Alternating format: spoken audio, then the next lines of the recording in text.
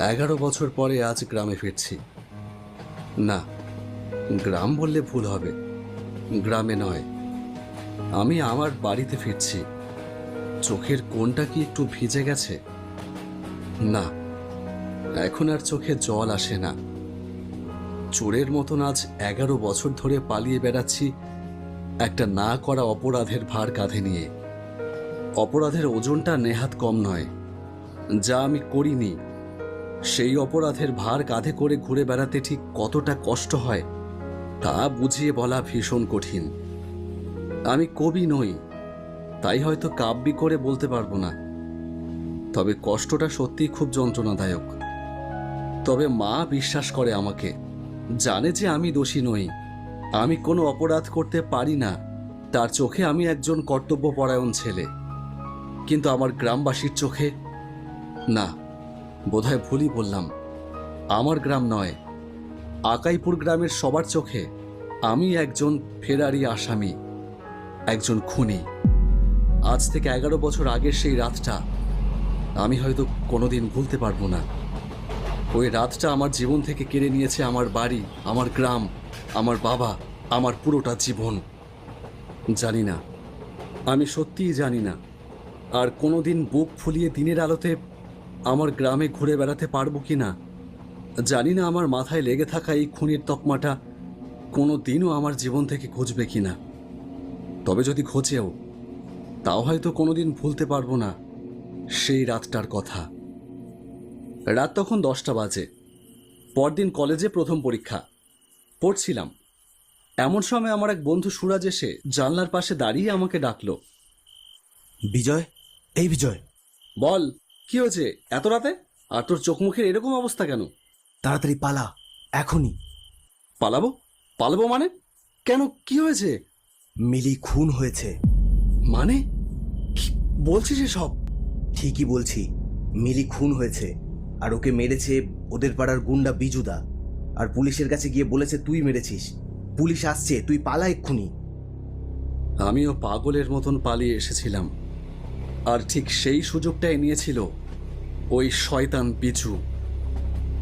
Police এসে দেখে আমি বাড়িতে নেই। বাবা মায়ের কাছে জানতে চাইলে তারা বলে জানে না। পরদিন খবরের কাগজে বেরোয় আমি নাকি খুন করে ফেরার হয়েছি। বাবা সে আঘাত সহ্য করতে পারিনি, হার্ট অ্যাটাক করে। আর এদিকে মিলির আসল খুনিরা বুক ফুলিয়ে ঘুরে বেড়াচ্ছে। বাবার মুখটা এখন ঠিকভাবে মনেও পড়ে না। মিলিকে আমি ভালোবাসতাম, ভীষণ ভালোবাসতাম। সেদিন আমার গ্রাম, আমার বাড়ি, বাবা মায়ের পাশাপাশি আরও একটা জিনিস হারিয়ে ফেলেছি আমি, আমার ভালোবাসা, মিলিকে।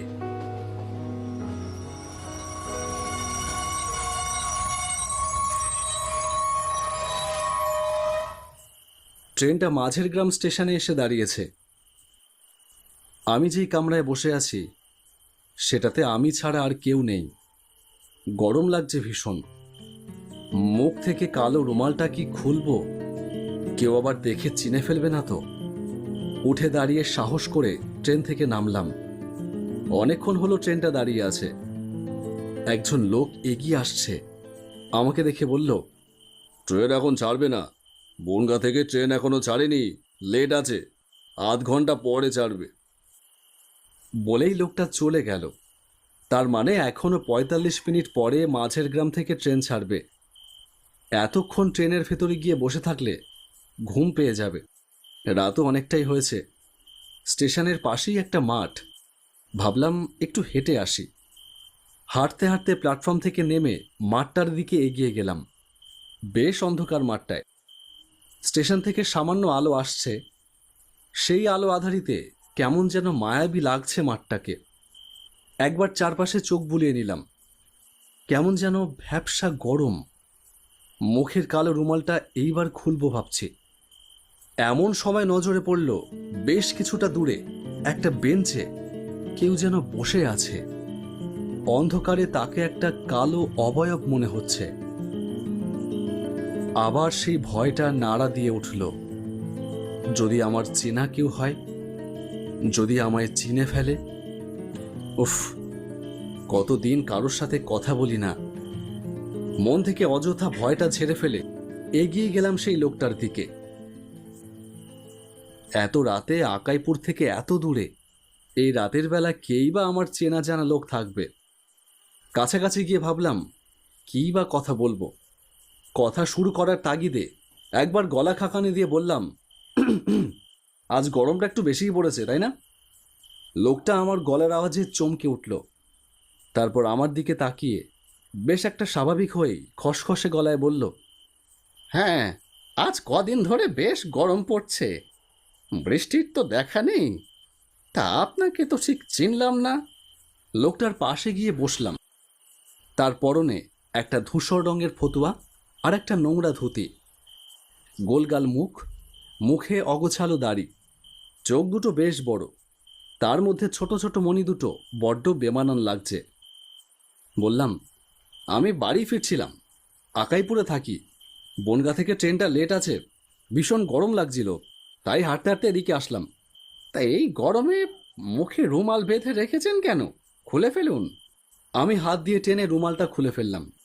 লোকটা বলল, তা আকাইপুরে কোথায় থাকেন? স্টেশন থেকে 5 মিনিটের হাঁটা পথ। বুঝলাম। তারপর বেশ কিছুক্ষণ আমরা দুজনেই চুপচাপ। কিছুক্ষণ পরে লোকটা আবার বলল, আমায় উঠতে হবে। আপনারও তো ট্রেনের সময় হয়ে গেল মনে হয়। যান, ট্রেন ছেড়ে দিলে এরপরে কিন্তু আর ট্রেন নেই। লোকটা উঠে দাঁড়ালো, আমিও উঠে দাঁড়ালাম। তারপর চলেই যাচ্ছিলাম, হঠাৎ লোকটা বলল, 11 বছর পরে বাড়ি ফিরছেন, মায়ের জন্য কিছু নিয়েছেন? আমি চমকে উঠে পেছন ফিরলাম। কোথায় গেল লোকটা? কেউ তো কোথাও নেই। হঠাৎ একটা অজানা ভয় আমাকে ঘিরে ধরল। না, ধরা পড়ার ভয় নয়, এই ভয়টা অন্য ভয়। আমি আর অপেক্ষা না করে দৌড়লাম স্টেশনের দিকে। এদিকে শুনতে পেলাম রানাঘাট লাইনের ট্রেন ঢুকছে। দৌড়ে গিয়ে ট্রেনে উঠতেই ট্রেনটা একটা লম্বা হুইসেল বাজিয়ে ছেড়ে দিল। এতক্ষণ দৌড়ে হৃৎপিণ্ডটা গলার কাছে চলে এসেছিল। একটু স্বাভাবিক হয়ে পাশে তাকাতেই দেখলাম আমার থেকে কিছুটা দূরে সেই লোকটা বসে আছে। আমি কি ভুল দেখছি? দুটো হাত দিয়ে চোখ মুছে আবার তাকাতেই দেখলাম লোকটা নেই।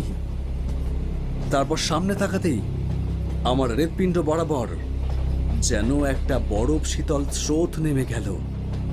আমার সামনে বসে আছে গোলগাল মুখ, অগোছালো দাড়ি, ধূসর ফতুয়া আর নোংরা ধুতি পরা সেই লোকটা। কে আপনি? কেন আমার পিছু নিয়েছেন? আমি চিনতে পারছিস না বিজয়? নিজের বাবাকে চিনতে পারছিস না? বাবা? হ্যাঁ রে বেটা, আমি তোর বাবা। 11 বছরে নিজের বাবাকে ভুলে গেলি? যদিও তোকে দোষ দেওয়া যায় না, তোর মানসিক অবস্থাও ভালো নেই। বাবা, তুমি? মানে কেন? কি করে? আরে আমি তো সব সময় তোর সাথেই ছিলাম রে পাগল। তোর বাবা আমি।